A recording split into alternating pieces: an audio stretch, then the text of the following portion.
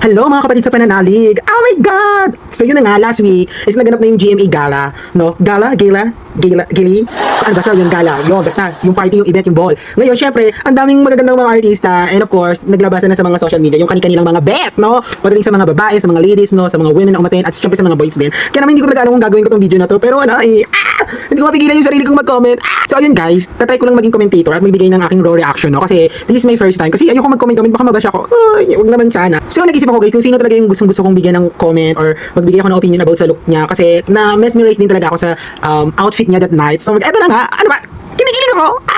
Actually, maraming magaganda ang gown, mga outfit talaga, no? So, isa lang siya, okay? Again, isa lang siya sa mga nakitaan ko, no? Maganda yung aura, yung dating the whole night. Pwedeng may mas magaganda sa kanya, no? No, mga ibang artist na umatin. Pero ito, isa siya. Feeling ko pasok siya. Pasok talaga yun sa top 10 or top 15 ko. Kaya, eto na. Ayan guys, ipapakita ko na sa inyo. Ang ating unang-unang i-review ay si Shubi Entera!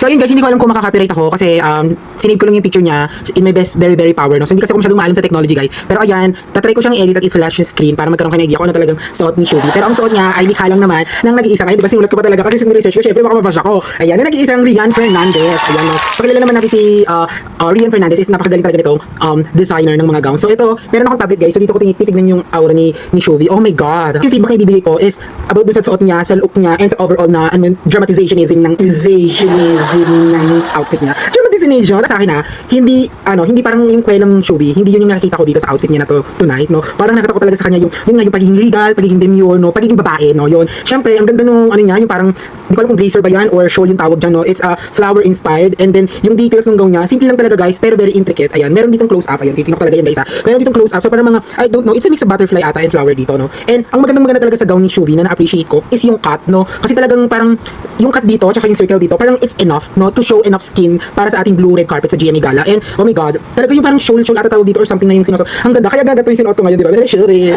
Pagdating naman sa face niya guys is yung makeup, talagang lang. Ang gustong-gusto ko sa makeup ni Shubi that night is hindi siya pinaputi, no? So may mga makeup kasi minsan na medyo may konting sablay kasi parang feeling ko minsan yung may mga makeup na hindi match, no? Hindi match sa outfit, hindi match sa team, no? Pero yung kay Shubi kasi parang it's more on enhancement lang talaga nung natural morena complexion niya. And for me, this is not too sexy, this is not too revealing, the skin is enough, and the length of the gown is parang sa kanya, parang talagang sinukat sa kanya. And si Shubi feeling ko hindi ko alam kung matangkad si Shubi, no? So hindi ko pa siya namimit.